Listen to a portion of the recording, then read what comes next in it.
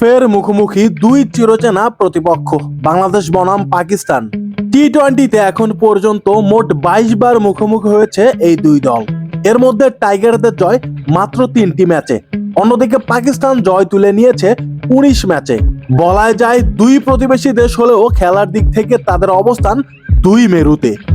এখন পর্যন্ত দুই দল খেলেছে 6টি দ্বিপাক্ষিক টি-20 সিরিজ, এর মধ্যে 5টি সিরিজ জিতেছে পাকিস্তান।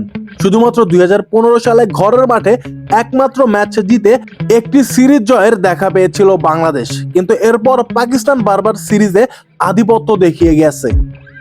দুই দলের মুখোমুখি লড়াইয়ে সর্বোচ্চ দলীয় রানের রেকর্ড পাকিস্তানের। 2008 সালে করাচিতে তারা 203 রান করেছিল 20 ওভারে। বাংলাদেশও পিছিয়ে নেই। এই বছরের জুনে লাহোরে বাংলাদেশ করেছিল 196 রান 6 উইকেটে, যেটি এখন পর্যন্ত বাংলাদেশের পাকিস্তানের বিপক্ষে সর্বোচ্চ স্কোর। অন্যদিকে সবচেয়ে কম রানে অল আউট হওয়ার লজ্জাও আছে টাইগারদের। 2011 সালে মিরপুরে মাত্র 85 রানেই থেমে গিয়েছিল বাংলাদেশের ইনিংস। অন্যদিকে পাকিস্তানের সর্বনিম্ন রান 109, যেটি তারা করেছিল 2021 সালে, তবে সেটিও জয়ের জন্য যথেষ্ট ছিল। পুরনো পরিসংখ্যান একদিকে, কিন্তু এই পরিসংখ্যানে এবার বদল আনতে চায় বাংলাদেশ।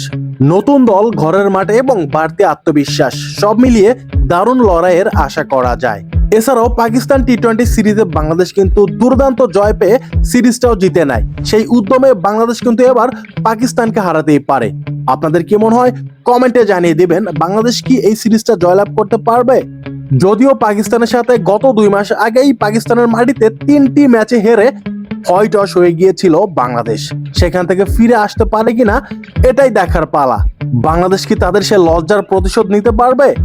কোটি ভক্তের একটাই চাওয়া, পাকিস্তানকে হারিয়ে দেশের মাটিতে ট্রফিটা যেন দেশেই থেকে যায়। বাকিটা দেখা যাক কি হতে পারে।